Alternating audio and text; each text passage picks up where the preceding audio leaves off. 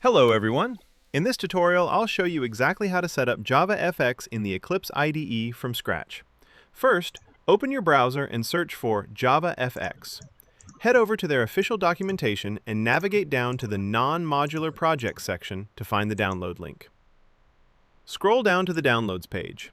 Select your current operating system. I'm using Windows, so I will select that, and then download the appropriate JavaFX SDK for your machine. Next, we need the Eclipse IDE. Open a new tab, search for Eclipse, and go to their official download page. Click on the download button to get the latest Eclipse installer. Once the installer is downloaded, run it. From the menu, select Eclipse IDE for Java developers and proceed with the installation. While that's getting ready, open your Downloads folder. Find the JavaFX SDK zip file we downloaded earlier, right-click, and extract it. Keep track of where this extracted folder is located, as we will need it in just a moment. Now, launch Eclipse and open your workspace. Go to the top menu and click on Window, then select Preferences.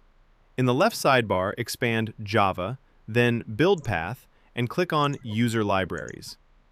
Click the New button on the right and name this library JavaFX. Click OK. With your new JavaFX library selected, click Add External JARs. Navigate to the lib folder inside the JavaFX SDK you extracted earlier. Select all the executable jar files in this folder, click Open, and then hit Apply and Close. To make creating JavaFX projects much easier, we need a quick plugin.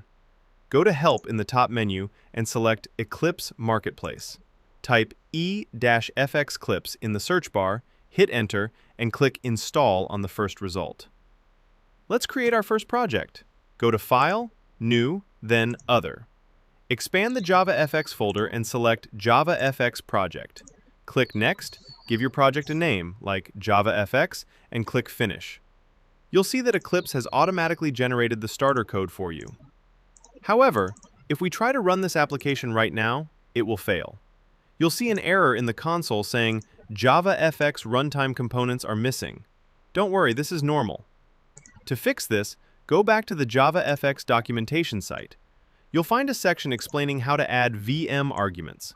Copy the provided module-path command. Back in Eclipse, go to Run at the top, then Run Configurations. Select your application and switch to the Arguments tab. Paste the command you just copied into the VM arguments box. Important: make sure you replace the placeholder path in the command with the actual file path pointing to your JavaFX SDK lib folder. Right-click your project folder on the left, go to Build Path, and click Configure Build Path. Under the Libraries tab, click on Module Path, then Add Library. Choose User Library, hit Next, check the JavaFX box, and hit Finish. Apply and Close. Now, let's run the application one more time. And there we go. A blank JavaFX window successfully opens. You are now fully set up to start building desktop applications in Eclipse. Thanks for watching.